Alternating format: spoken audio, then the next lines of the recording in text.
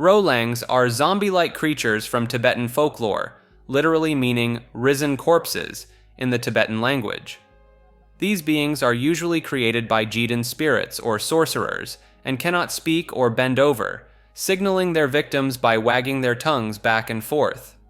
Rolangs walk with stiff-armed lurches due to their inability to bend any joints, and in some regions of Tibet, low doorways are built to keep them out. There are two main types of Rolangs, tantric and demonic. Tantric Rolangs are raised from the dead through rituals by necromancers for personal reasons, such as to serve them and satisfy their lust for occult power. Demonic Rolangs are created by evil spirits with the goal of contaminating other humans, and can infect people by touching them on the head.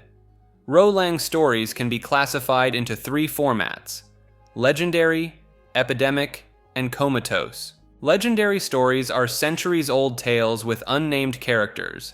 Epidemic stories involve Rolangs infecting many people in a short time, and comatose stories feature Rolangs that are quickly dispatched without infecting others. Rolangs are classified by their vulnerabilities, which can be their skin, blood, flesh, bones, or a mole on their body, and are listed in order of difficulty to defeat. Scientists from the Ancient Artifact Preservation Society discovered a Roman sword in a shipwreck near Oak Island, south of Nova Scotia, Canada, along with carvings of soldiers, ancient coins, and native plants. Historic investigator Jovan Hutton Pulitzer and his team claim this evidence suggests that Roman ships visited North America during the 1st century or earlier, long before Christopher Columbus's arrival in 1492. The sword was discovered by a man and his son while scalloping off Oak Island, and it was passed down through the family before being presented to the History Channel's The Curse of Oak Island show. Forensic tests confirmed the sword was made of ore, and an XRF analyzer showed it was made from material that came from the ground. Historians examined the area around Nova Scotia, considering archaeological records and the Mi'kmaq people, indigenous natives of the island, whose DNA markers are among the rarest in the world and come from the ancient Levant. Carved images by the Mi'kmaq on cave walls depict Roman legionnaires marching with swords and ships, and around 50 words in the Mi'kmaq language are similar to ancient nautical sailing words used by ancient mariners. The presence of the invasive species Berberis vulgaris, used by ancient Roman mariners to season food, and other artifacts like a Roman legionnaire's whistle, a metal boss from a Roman shield, and Roman head sculptures found in American countries further support the theory. Pulitzer believes it is time for theory to be reflected by hard science, and that this discovery, even if there is no gold inside Oak Island, is a trillion-dollar treasure in history for future generations. Rongorongo is a system of glyphs discovered in the 19th century on Easter Island, which may represent either true writing or proto-writing. The glyphs are carved into wooden objects, mostly tablets, using shark teeth or obsidian flakes. They are written in alternating directions, a system called reverse boustrophodon, and include stylized human, animal, plant, artifact, and geometric shapes.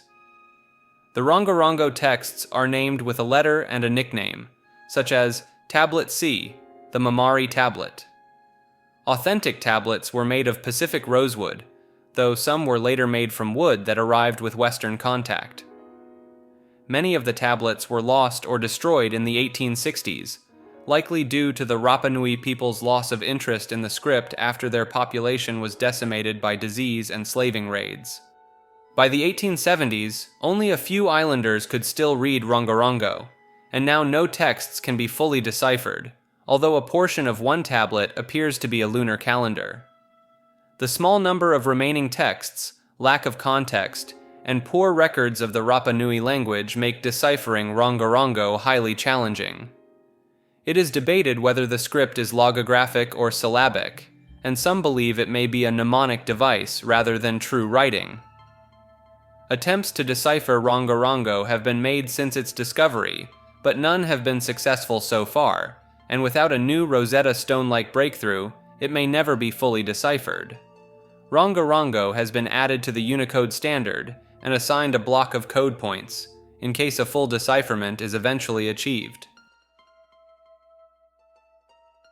The Hotel Zaza in Houston has a peculiar room, numbered 322, which has been the subject of much speculation and conspiracy theories online.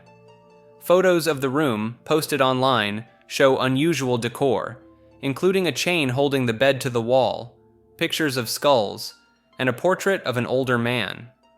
A hotel clerk told a guest who accidentally booked the room that it wasn't supposed to be rented out and immediately moved them. Some online theories suggest the room is a secret voyeuristic sex dungeon for wealthy individuals. However, a Hotel Zaza spokesperson explained that room 322 is simply one of the hotel's theme rooms, called Hard Times, with a prison theme. The hotel's owner had been living in the room for a few months, which is why it was not to be rented out at the time. Despite this explanation, many online remain unsatisfied and continue to speculate about the room's true purpose. Conspiracy theories involve references to exclusive college fraternities, numerology, symbology, and the mechanics of two-way mirrors. The identity of the man in the portrait, which some believe to be a former Stanford Financial Group executive, remains a topic of interest for those investigating the room's mysteries. Like this video and subscribe to Maker.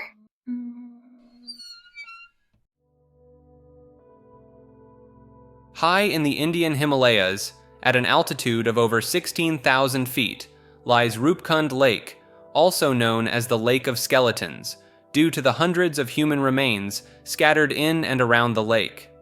The skeletons were first discovered in 1942 by a British forest ranger, and since then, scientists have been puzzled by the identity, origin, and cause of death of these individuals.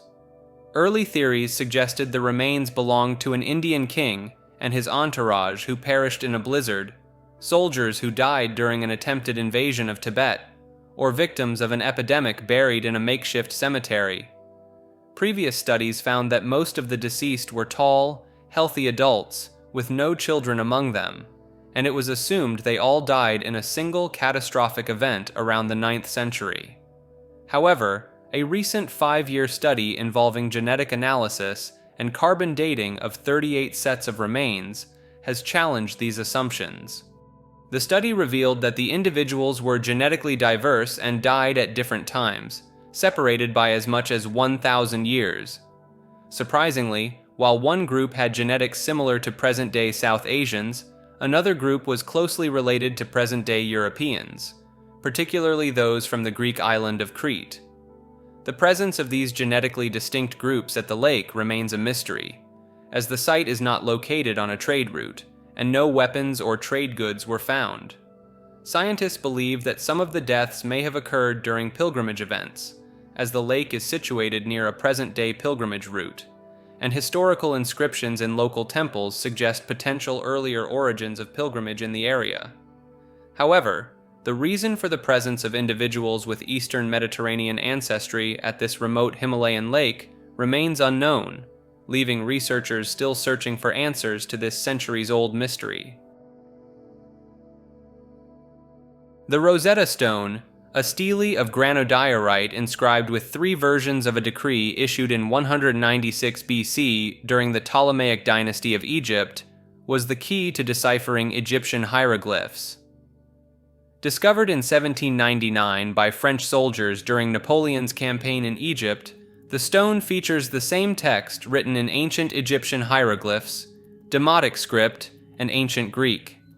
Its discovery sparked widespread public interest in its potential to unlock the previously untranslatable hieroglyphic script. The British later defeated the French in Egypt and took the stone to London under the capitulation of Alexandria in 1801, where it has been on display at the British Museum almost continuously since 1802. Scholars immediately began working on deciphering the texts, with the Greek inscription providing a starting point.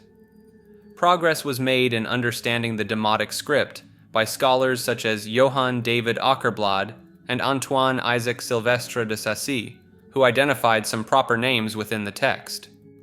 A breakthrough came when Thomas Young discovered the phonetic characters Ptolmes in the hieroglyphic text, which were used to write the Greek name Ptolemaios. Building upon this work, Jean-François Champollion identified more phonetic characters and eventually deciphered the hieroglyphic script, announcing his findings in 1822.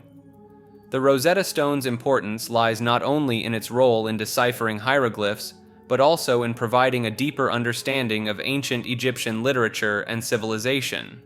Although the stone is no longer unique, as other similar trilingual inscriptions have been discovered, it remains an iconic symbol of linguistic and historical breakthroughs.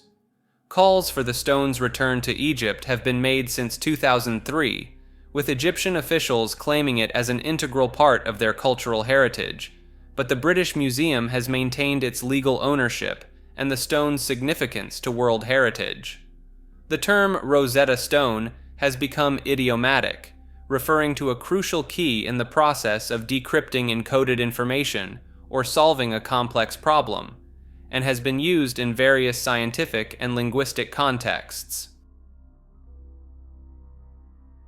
Rosicrucianism is a spiritual and cultural movement that arose in early 17th century Europe after the publication of several texts announcing a new esoteric order. The movement is symbolized by the Rosy Cross, or Rose Cross, and there have been several Rosicrucian organizations since its founding. Between 1610 and 1615, 2 anonymous manifestos appeared in Germany, and were soon published throughout Europe: the Fama Fraternitatis Rosae Crucis and the Confessio Fraternitatis. These texts told the story of a German doctor and mystic philosopher referred to as Father Brother CRC, or Christian Rosenkreutz, who founded the Rosicrucian order after studying in the Middle East. The manifestos promised a universal reformation of mankind through a science built on ancient esoteric truths that provided insight into nature, the physical universe, and the spiritual realm. Many were attracted to this idea, and the manifestos were widely discussed and debated, with some seeing them as allegories rather than literal truths. In 1616, The Chemical Wedding of Christian Rosenkreutz was published, which Johann Valentin Andrea later claimed to have written as a ludibrium or parody of Rosicrucianism. The Rosicrucian manifestos influenced many 17th century occult philosophers and led to the Rosicrucian Enlightenment, inspiring a flurry of writings and interest in esoteric ideas. Some scholars have suggested that Rosicrucianism was associated with Protestantism, particularly Lutheranism. In the late 18th century, 2 Rosicrucian-inspired Masonic rites emerged: the rectified Scottish Rite and the ancient and accepted Scottish Rite. Various modern Rosicrucian groups, some claiming direct lineage from earlier Rosicrucian orders, can be divided into 3 categories: esoteric Christian, Masonic, and initiatory. These modern groups include the Rosicrucian Fellowship, Ancient Mystical Order Rosae Crucis, and the Lectorium Rosicrucianum, among others. In 1947, a rancher discovered metallic and rubber debris scattered across several acres of his property near Roswell, New Mexico, which he reported to the local sheriff. The sheriff contacted Roswell Army Airfield, and Major Jesse Marcel and Captain Sheridan Cavett were sent to investigate and collect the material. On July 8th, the Roswell Army Airfield issued a press release stating they had recovered a flying disc, which made international headlines before being retracted the following day. The military then claimed the debris was from a weather balloon, but in 1978, Marcel revealed that this explanation was a cover story, and he believed the debris was extraterrestrial in origin. This revelation, along with the 1980 book The Roswell Incident, popularized the idea of a government cover-up of a UFO crash and the recovery of alien bodies.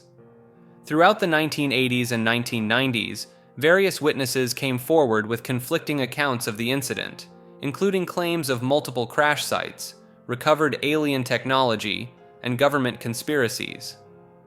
In response to mounting pressure, the U.S. Air Force released reports in 1994 and 1997, stating that the debris was from a top-secret military surveillance program called Project Mogul, and that alleged alien bodies were likely misidentified test dummies.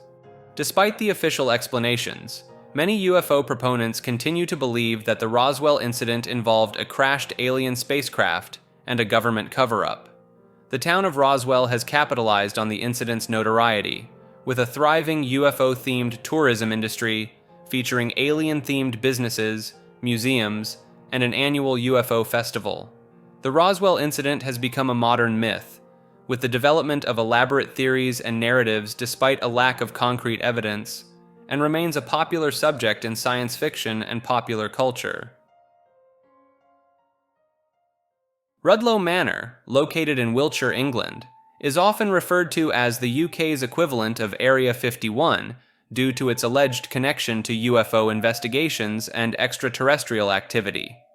The manor was built on top of quarries in the 1930s, and some of the tunnels were converted into the world's largest underground factory during World War II.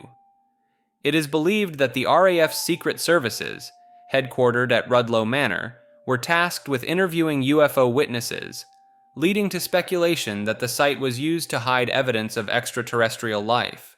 The Ministry of Defense denied these claims, but declassified files from 2007 confirmed that the site was indeed used for UFO investigations in the 1950s. Wiltshire has been a hotspot for UFO sightings since the 1950s, with reports of white metallic crafts and bright lights in the sky. Some believe that the high number of military bases in Wiltshire, despite its small size compared to other regions, is related to the area's supposed supernatural energy and the presence of ley lines. Rudloe Manor is connected to the Burlington Bunker, a nuclear-proof underground city designed to shelter government personnel and the royal family in the event of an attack, leading to theories that alien remains may be stored there. Ancient landmarks in Wiltshire, such as Silbury Hill and the Westbury White Horse, add to the mystery surrounding the area, with some suggesting that their purpose may be linked to extraterrestrial activity or energy. While no concrete evidence has been found to prove a direct correlation between these structures and UFO sightings, the theories persist, making Rudloe Manor and the surrounding area a fascinating subject for those interested in the paranormal and unexplained. In the mid-20th century, an urban legend emerged about a man named Rudolph Fentz, who was reportedly found disoriented in the middle of New York City's Times Square in 1951, dressed in 19th century clothing. According to the story, Fentz was hit by a taxicab and killed before anyone could intervene. When officials searched his body, they found various items dating back to the late 1800s, including old banknotes, a letter from 1876, and business cards with an address on Fifth Avenue. The story goes on to describe the investigation by a police captain named Hubert V. Ream, who attempted to identify Fentz, and ultimately learned that he had disappeared in 1876 at the age of 29, never to be seen again. The case was reportedly never solved, and Ream kept the results of his investigation out of the official files to avoid being deemed mentally incompetent. This story of Rudolph Fentz's unexplained disappearance and reappearance began to circulate in various books and articles during the 1970s, often presented as a real event and cited as evidence for time travel theories. However, in 2000, a folklore researcher named Chris Aubeck investigated the story and concluded that it was entirely fictional, tracing its origin back to a 1951 science fiction short story by Jack Finney titled I'm Scared. The short story, narrated by the fictional Captain Hubert V. Reim, first appeared in Collier's magazine and was later published in various science fiction anthologies. Despite being a work of fiction, the story of Rudolph Fentz continues to be shared as a factual account, particularly on the internet, where it has gained traction as an urban legend and supposed proof of time travel. In the remote Kamchatka Peninsula of Russia's Far East, a small valley has gained notoriety for the numerous animal corpses found within its confines, earning it the ominous nickname Valley of Death. The valley was discovered in 1975 by volcanologist Vladimir Leonov and his student Victor Derrien, who noticed a high concentration of dead animals, including bears, foxes, and birds, in the area. Upon investigation, it was determined that the animals had died from suffocation, likely due to high concentrations of volcanic gases, such as carbon dioxide pooling in the valley's low-lying areas. The Kamchatka Peninsula is known for its active volcanoes and geothermal activity, creating a unique and sometimes dangerous environment for the region's wildlife. Some accounts suggest that Soviet military officials briefly investigated the site in the mid-1970s, but the nature of their findings remains unknown. Rumors persist about the regular removal of animal corpses from the valley, though these claims have not been substantiated and are disputed by some experts familiar with the region. Despite the valley's lethal reputation, it continues to attract animals during the warmer months when food and water are more readily available, leading to a cycle of death as unsuspecting creatures succumb to the invisible volcanic gases. The Valley of Death remains off-limits to tourists and is located within the protected Kranotsky State Natural Biosphere Reserve, which is home to other geological wonders such as the Valley of Geysers. Although the scientific explanation for the animal deaths is well established, the Valley of Death continues to be a source of intrigue and mystery, drawing the interest of researchers and the public alike. Experiments in the Revival of Organisms is a 1940 Soviet documentary film that purports to show the resuscitation of clinically dead organisms, directed by David Yashin and based on the work of scientist Sergei Brukhonenko.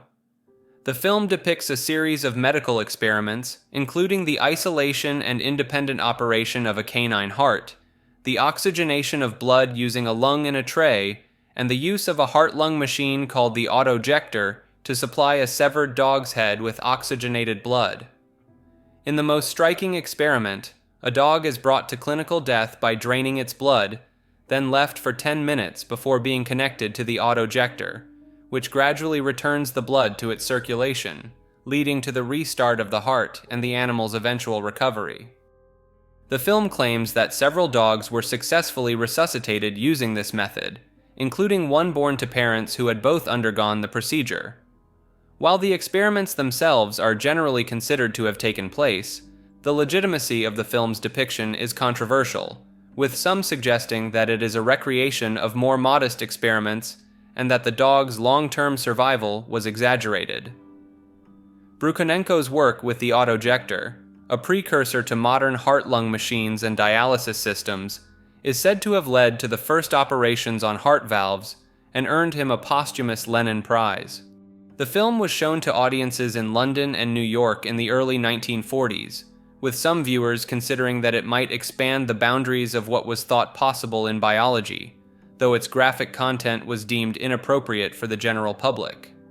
Despite the controversy surrounding its authenticity, Experiments in the Revival of Organisms remains a significant artifact in the history of medical research and documentary filmmaking, offering a glimpse into the pioneering work of Soviet scientists in the mid-20th century. Sacred clowns are ritual or ceremonial figures in various pre-literate and ancient cultures worldwide, representing a reversal of the normal order and an opening to the chaos that preceded creation, particularly during New Year festivals. This reversal of normality distinguishes the clown and relates him to the powerful world that existed before the present one. In some traditions, clowning serves as an apotropaic ritual, averting evil by deflecting demonic attention from serious religious activities. In other contexts, it functions as an initiatory ordeal, where the initiate must persevere through jests and insults hurled at them. While attempts have been made to uncover the religious origins of secular clowns, fools, and jesters, the elaborate ritual roles of masked clown societies among groups like the American Indians have garnered the most attention. The most famous of these are the Coyemshi, the dancing clowns of the Pueblo Indians, whose obscene and sacrilegious actions punctuate the most important religious ceremonies. These actions serve as a sign of the presence of powerful primordial beings and as a means of social control through their satire of the antisocial behavior of specific individuals. The sacred clown's role in reversing the normal order and connecting to the primordial world highlights their significance in the religious and cultural practices of various societies. Their presence in rituals and ceremonies, whether to avert evil, test initiates, or critique social norms, underscores the complex and multifaceted nature of these enigmatic figures. The study of sacred clowns offers insights into the beliefs, values, and social structures of the cultures in which they appear, providing a fascinating glimpse into the role of ritual and symbolism in human societies. Sacred geometry assigns special meanings to specific shapes and proportions, often tied to the belief in a divine creator using geometry in the universe's design. This belief spans ancient cultures and religious traditions. Geometry is associated with religious structures like churches and temples, believed to hold spiritual significance and foster harmony with nature. In Buddhism, mandalas, geometric compositions, are revered, believed to harbor deities and bestow positive energy upon observers. They're created from sand and ritually destroyed to symbolize impermanence. Chinese folk religion employs feng shui principles, using geometric shapes in architectural design to optimize life energy flow, qi for harmony. Islamic art and architecture showcase intricate geometric patterns, derived from combinations of squares and circles, symbolizing unity and complexity. Hindu temple construction incorporates sacred geometry, following self-similar principles akin to fractal patterns found in nature. In Christianity, medieval cathedrals were built using geometries symbolizing divine understanding, with shapes like circles representing perfection and reflecting cosmic analogies. The belief in parallel realities is sometimes attributed to experiences with psychoactive substances like salvia and DMT. Users of salvia often report being transported to a realm known as Salvia Land, where they encounter entities and witness an alternate reality that seems to exist independently of their own consciousness, persisting even when not under the influence of the substance. DMT, on the other hand, is said to create a new reality called hyperspace when smoked, where individuals feel they have entered an alternate dimension that feels tangible during the trip, but retreats back into the mind once the effects wear off. Entities encountered in Salvia Land are often perceived as real and eternal, possibly even extensions of the self, while entities in DMT hyperspace are often seen as alien beings residing within the mind, waiting to be revealed when hyperspace is accessed. These experiences are highly subjective and open to individual interpretation, with some users emphasizing the distinctions between salvia and DMT, while others explore the potential of combining these substances to further delve into alternate realities.